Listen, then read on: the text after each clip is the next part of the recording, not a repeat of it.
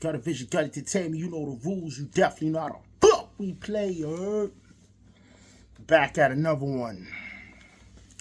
Live and direct. Yeah, man, you see the time, you see the screen, you see what we talking about, you see what we about to discuss. And this right here got America in an uproar right now. Yes, indeed. We are going to talk about the Carmelo incident, Houston, Texas, the white boy getting stabbed, how it went down, why it went down, and my thoughts on it. Let's go. Man. Seemed like it was a high school football team association type thing going on. I'm assuming they was either practicing or the game was rained out. The key factor was a lot of rain that day in Houston. Heavy rain that you don't never want to be a part of. If you have an opportunity to be dry, by all means necessary. Nobody's out there just standing in the rain trying to get wet up.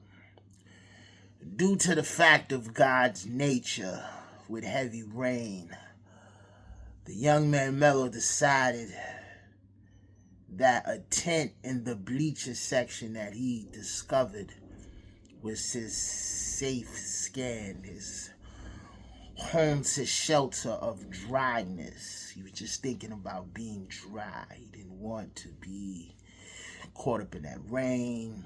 You know when it's coming down so hard, you don't sit there and say, Exhibit A, do I go here? Exhibit B, do I go this way? Maybe I'll go here, Exhibit C. Maybe I'll go up the block. You don't have time for all that because the rain is extremely heavy. So you go, shit.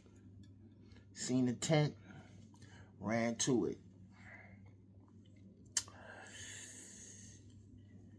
He actually ran into the wrong tent. A tent where he's not welcome, where he's not wanted. I don't even know if he know these people. They was in the same school or they was not in the same school. Obviously, he had to have been a student there. Try to come to keep himself warm. Made it to the destination. He was chilling. He's inside the tent on his phone. He get approached by two twins. White boy gentlemen. They stepped to him. They expressed they wanted him to leave. Now, you gotta understand, these are teenagers. We're dealing with ego and we're dealing with pride. So as he approached this kid, he's telling him, listen, man, you don't belong here. You gotta get out my tent. And it's the way he expressed himself that made him feel like, wait, hold on. Who the fuck is you talking to? I'm not going nowhere. I just brung up pride and ego. Kids with ego comes in. The fuck is you talking to? It's where the pride comes in. Yeah, I know this black boy didn't just base up on me like that. Like, this dude is lightweight. I'll toss this nigga, man. The guy's twin brother left. The fuck who is he talking to? Yo, my man. Black boy backing up. Listen, man. Listen. You don't want to do this, man. You don't want to do this, man. Touch me, you're going to find out. If I touch you, you're going to find out. You reach in your bag for, man. Yo, let's get this nigga out of here. Yo, man, get the fuck out. Yo, fuck I said. Get the fuck out. Man, get off me. I told you, get the fuck out, motherfucker.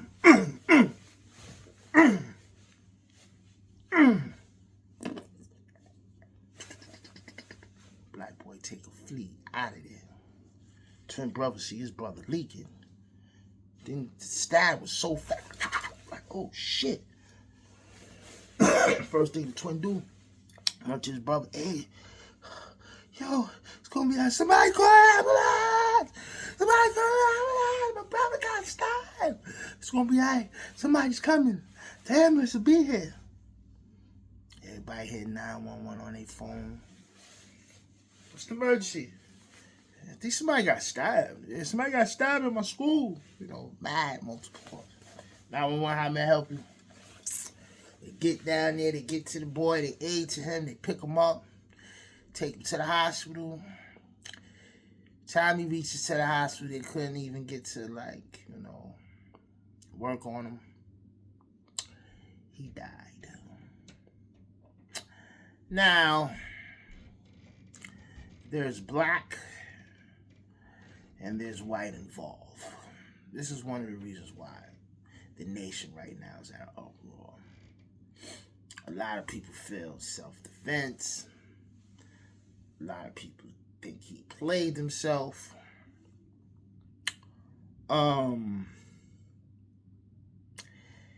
It's a sad situation. This is nothing to, uproar in the chair and to be proud about. But I must give my intake and how I feel about the situation. Listen,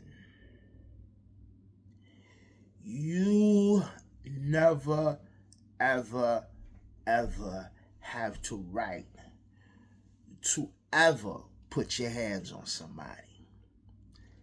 That's when all bets are off. That's when all bets are off. You do not have the right to touch anyone. I don't care what space you feel violated. I don't care if you feel disrespected. Not thinking because you're a young man, what you should have did was step out the tenant, being that you're in a high school environment, go get authority, a teacher, a coach, a principal, a watchman, anything, the person that's in control of the situation right now. Hey man, I got this unwanted individual in my tent, and this is my tent, and my people's in here. He don't supposed to be here. I asked him to leave. He refused to leave. They come, hey man, you gotta go. You might get cursed out. You a snitch. You was a bitch. You punk out when I see you. I'm like, yeah. All right, cool. Guess what though? He's still alive. You can't take the law in your hand because you feel offended because of your space and where you don't want someone to be. First of all, it's a space. It's an open space. It's raining for see. I get it. You offended that he's in there, which you do have the right to be. But it's not what you do, it's how you do it. You could approach the situation in a mature manner. Hey, sir. Yo, it's my tent. I don't need you to be here right now. I feel uncomfortable with you here. I get that it's raining, but this is suited for a certain type of people. I have more people coming. With you being right here is just gonna... I give you 5 minutes, but you gotta have to clear out, sir. Please. Approaching the ground. Yo, my man, what you doing here, man? Get the fuck out of here. See, I can't speak and say what was exactly said. Of course, I wasn't there. But this is an ego matter and a pride matter. I approach people on a regular basis when I have to clear them out, when I have to tell them to move, when I tell them, you can't stand here. I do it all the time. But when I do it, I come with respect. It's not what you do, it's how you do it. I see another man take this position and get cursed out and get shitted on and say, fuck you. You know why? Because how you approach the situation. We all gotta understand, as men, we all got nuts. And we all let our nuts hang. And we all, stand our ground and refuse to let someone talk to us in a form of fashion. That's for every man. Even from a fucking 4-year-old, sometimes you can say something to a 4-year-old and he might feel a thing like, no, everybody got nuts, man. Everybody nuts hang, man. Everybody has a point where, listen, man, you pushing the button, motherfuckers. And the button was pushed. Like I said, it's sad that he died. But once again, it never gives you the right to touch anybody. Got locked up, of course. The bail was $1 million at first. I'm hearing that this judge is some revolutionary type judge from the past. A black female, I believe the judge is. They took the bail and brought it down to $250. The kid is out.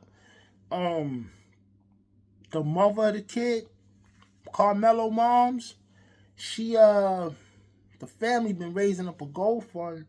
They got up to $400K. They make so much bread that they're able to pay the bond, and they're able to get a brand new house because of the death threats that the family's been getting. They did a press conference when he got out. The mother talked. They said when this go to trial, the truth will be told. So it's all gonna go on that approach.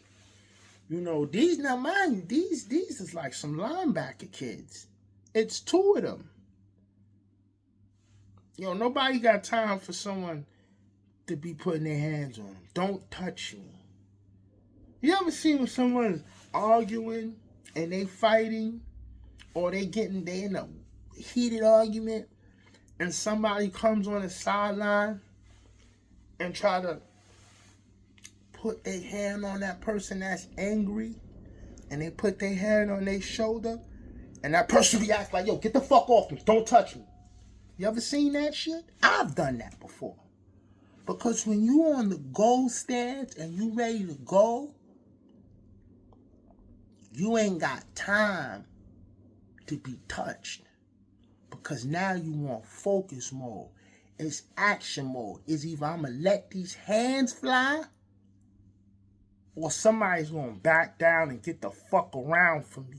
And you touching me right now is not the energy that I'm feeling right now, because I'm ready to explode. So even you touching someone like this can be a violation, can turn into an ass whipping. Not right now. I'm not in the mood to be talking consciously. I'm on wartime. Don't fucking touch me. You can't touch people in circumstances. It is not a smart thing to do. It's not a right thing to do. It's consequences that comes with that. And the consequences is that man caught one in his chest. Now you got a brother that don't have a brother, a mother that don't have a mother, a father that lost a son.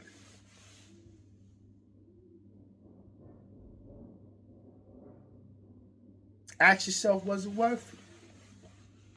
Ask yourself if you could have approached the situation differently. Ask yourself if you could have took those 30 seconds before you approached him and said, yo, man, you can't be up in here. In life, everything is all about the approach. You'll be surprised how an approach or how you speak can carry a situation and get you to the point where you can make the situation how you want to be. Clear it out. It's all about the approach, man. I done approached some motherfuckers that didn't want to move. In the back of their mind, like, this nigga just really came up to me with wild respect and asking me to move. All right, my nigga, I got you.